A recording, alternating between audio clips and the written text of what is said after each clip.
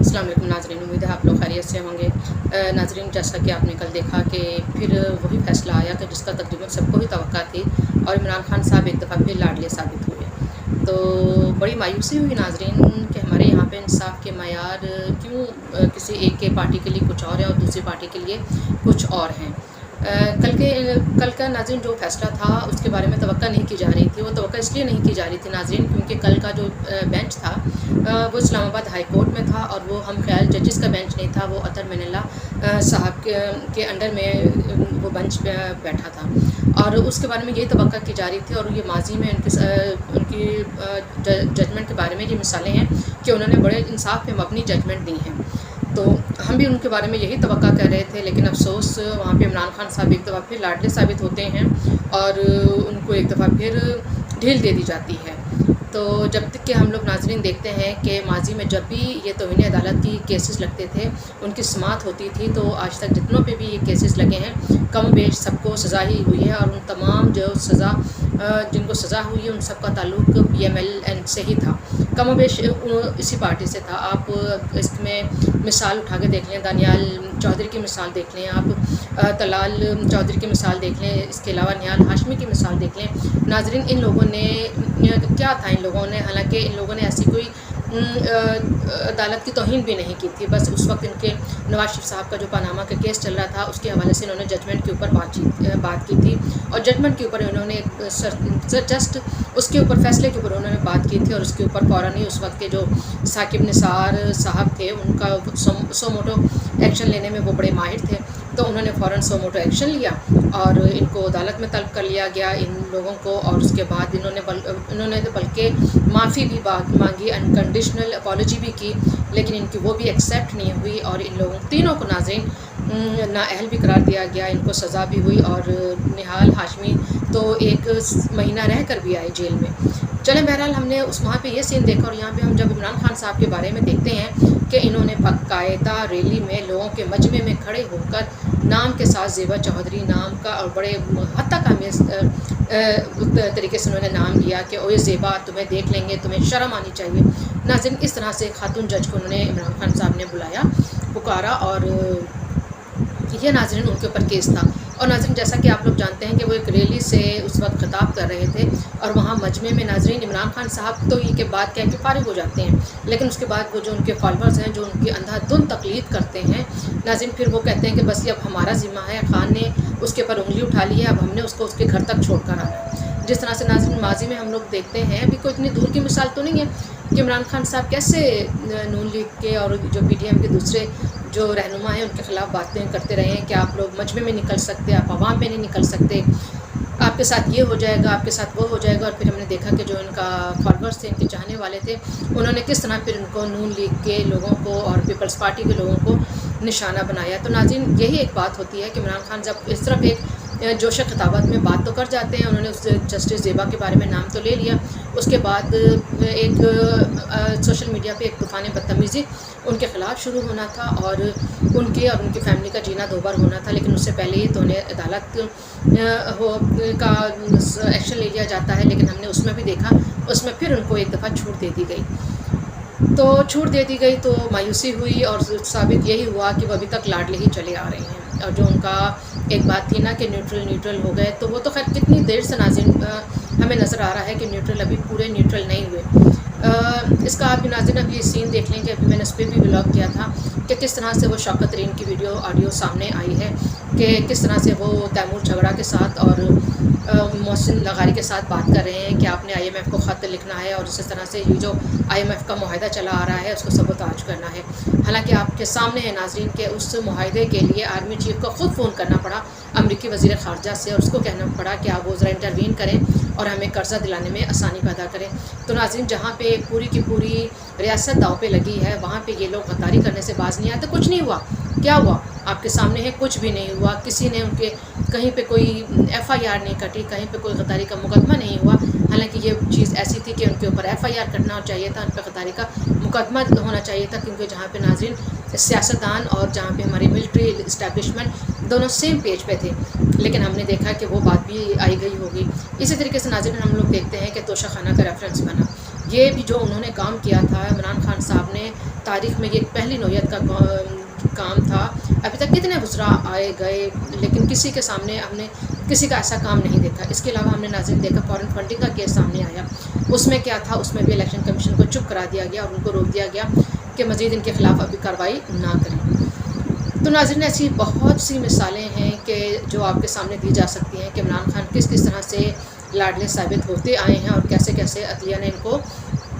Save کیا ہے. ناظرین آپ کو یاد ہوگا نا کہ جب ثاقب نثار صاحب کی جب جج تھے, چیف جسٹس تھے, تو خیبر سے لے کے کراچی تک کتنے گھر مسمار کیے گئے یہ کہہ کر کہ یہ غلط بنائے گئے ہیں, یہ انلیگل ہیں یہ گھر, ان کو مسمار کر دیا جائے. اور ہم نے دیکھا کہ وہ سارے مسمار ہوئے, ان پہ بلڈوزر پھیر دیا گیا. اور جو بنی گالہ کا گھر تھا وہ بھی انلیگل گھر تھا ناظرین, لیکن ان کو کیا وہ بنی گالہ کا گھر جو تھا وہ لیگل ہو گیا اور اس کو بچا لیا گیا. یہ ثاقب نثار صاحب بھی تھے نا ناظرین, یہ انہی کے دور میں یہ کام ہوا تھا. پھر ناظرین ہم دیکھتے ہیں کہ جب یہ دوشہ خانہ کا جو کیس آیا, اس پہ ایک آدمی نے وہ رٹ دائر کی کہ ان کا جناب جو ان کو نااہل قرار دیا جائے, کیونکہ انہوں نے تو اپنے جو جمع کروایا تھا اس میں یہ ساری دولت وغیرہ پیسے وغیرہ انہوں نے سامنے ہی نہیں لے کر آئے, ظاہر ہی نہیں کیے. تو وہاں پہ جج صاحب کا کیا ریمارکس ہے کہ ہو سکتا ہے عمران خان صاحب نے وہ سارے جو پیسے ہیں وہ چندہ خیرات کر دیا ہو. تو آپ دیکھیں کہ یہ جج ہیں کہ جو ایک طرف عمران خان صاحب کی خود ان کے وکیل بن کر تو اس طرح سے کہہ رہے ہیں کہ جناب کیا پتہ انہوں نے ایسے کر دیا ہو. اور دوسری طرف ناظرین آپ کو یاد ہوگا پاناما جب کیس چل رہا تھا تو نواز شریف صاحب کے اوپر کون سے ان کو کس طرح کے ان کو مثالیں دیے گئے, کیا ان کو نام دیے گئے. مجھے تو وہ دل بھی نہیں چاہ رہا کہ میں ان باتوں کو دوبارہ رپیٹ کیوں ہوں. یہ وہ ججز تھے, وہاں پہ بھی وہ ججز ہی تھے کہ جو خود سے مثالیں دینے کے لیے بیٹھے ہوتے تھے. ایک انسان اگر 1 روپے کی اس نے چوری کی ہے تو آپ اس پہ لگا دیں کہ اس نے 100 روپے کی چوری کی ہے, حالانکہ چوری انہوں نے پھر بھی نہیں کی تھی. جو آپ پاناما کا آپ کیس اٹھا کے دیکھ لیں ناظرین, جو اس میں فیصلہ آیا ہے اس میں باقاعدہ یہ لکھا گیا ہے کہ کرپشن کا کوئی ثبوت نہیں ملا, لیکن نواز شریف صاحب کو کیا کچھ بنا دیا گیا انہی ججز نے. اور اب ہم یہاں پہ دیکھتے ہیں کہ ججز نے کیا کہا. ان کو اتنا دیالو, اتنا فیاض اور کیا کہتے ہیں کہ اتنا چیریٹی کرنے والا انسان ججز نے خود ہی ایزیوم کر لیا کہ جناب ہو سکتا ہے انہوں نے خیرات کر دی ہوں. اور پھر ہم نے دیکھا ناظرین کہ جب انہوں نے اسلام آباد میں درختوں کو آگ لگا دی, ٹھیک ہے ناظرین, وہ ریڈ زون ایریا تھا, وہاں پہ انہوں نے کتنی آگ لگائی تھی, کتنا انہوں نے جلاؤ گھیراؤ کیا تھا. ناظرین کوئی اور ہوتا یہاں پہ PMLN کے ورکر ہوتے, پیپلز پارٹی کے ورکر ہوتے, جماعت اسلامی کے ورکر ہوتے ناظرین, کوئی اور ورکر ہوتا تو ناظرین ابھی تک وہ اریسٹ ہوتے اور وہ پیشیں بھگت رہے ہوتے. ان کے ساتھ ناظرین یہ حال ہوتا. تو جناب جب ان کی پٹیشن گئی تھی, ان کی جب ریٹ گئی تھی عدالت میں, تو وہاں پہ ججز نے کیا کہا, خود ہی سے ناظرین ازیوم کر لیا کہ ہو سکتا ہے وہ جو آنسو گیس ہو رہا تھا, اتنی شیلنگ ہو رہی تھی تو اس کی شدت کو کم کرنے کے لیے آگ لگائی گئی ہو. آپ ناظرین میں کہتی ہوں کہ کتنی مثالیں ہیں, بھرمار ہیں ان مثالوں کی کہ ججز نے ان کو عمران خان صاحب کو ناظرین وکیل کرنے کی ضرورت نہیں ہے. جب کوئی ان کے خلاف کیس کرے تو عمران خان صاحب کو یہ یقین ہونا چاہیے کہ ان کے حمایت میں بولنے کے لیے وہاں پہ ججز ہی کافی ہیں. ججز ہی بیٹھے ہوئے ہیں جو خود ہی ازیوم کر لیتے ہیں کہ ہو سکتا ہے عمران خان صاحب نے ایسے کیا ہو سکتا ہے عمران خان صاحب نے ایسا کیا ہو. اسی طریقے سے ناظرین مجھے ایک اور مثال یاد آئی ہے کہ آپ نے دیکھا ہوگا کہ جب عمران خان صاحب کو منع کیا گیا تھا کہ آپ نے اس ایریا میں داخل نہیں ہونا, جب اسلام آباد یہ لوگ جا رہے تھے اپنی ریلی لے کر, لیکن عمران خان صاحب وہاں پہ داخل ہو جاتے ہیں. اور اس پہ بھی ان کے خلاف ایک پٹیشن دائر کی گئی کہ عمران خان صاحب نے یہ حکم عدولی کی ہے عدالت کی. تو اس پہ یہاں پہ بھی ججز صاحب نے معمول کے مطابق فرض کر لیا کہ ہو سکتا ہے ان تک ہمارا فیصلہ ہی نہ گیا ہو. اور حالانکہ ناظرین جب حکم عدولی کی جاتی ہے تو اس سے تھوڑے عرصے پہلے ہی فواد چودھری نے یہ بات کرتے ہیں اور عمران خان صاحب اس وقت پاس کھڑے ہوتے ہیں. فواد چودھری صاحب یہ کہتے ہیں کہ عدالت نے ہمیں کہا ہے کہ آپ نے اس ایریا سے زیادہ آگے نہیں جانا, لیکن ہم آگے جائیں گے. کیا عمران خان صاحب کے اس وقت کان بند تھے؟ کیا عمران خان صاحب نے یہ نہیں سنا کہ عدالت نے یہ کہا ہے؟ تو بس میں کہتی ہوں کہ آپ سنتے جاؤ اور سر دھلتے جاؤ والی مثال ہے کہ ان ساری باتوں کو دیکھ کے ناظرین تو بہت مشکل لگتا ہے کہ انصاف ابھی بہت دور ہے, انصاف ہوتا نظر نہیں آتا. کہتے ہیں نا ناظرین انصاف ہوتا نظر بھی آنا چاہیے, تو لیکن ابھی تو یہی نظر آ رہا ہے کہ انصاف ہوتا ہمیں نظر نہیں آ رہا. تو ابھی تک تو یہی سنا تھا ناظرین کہ جو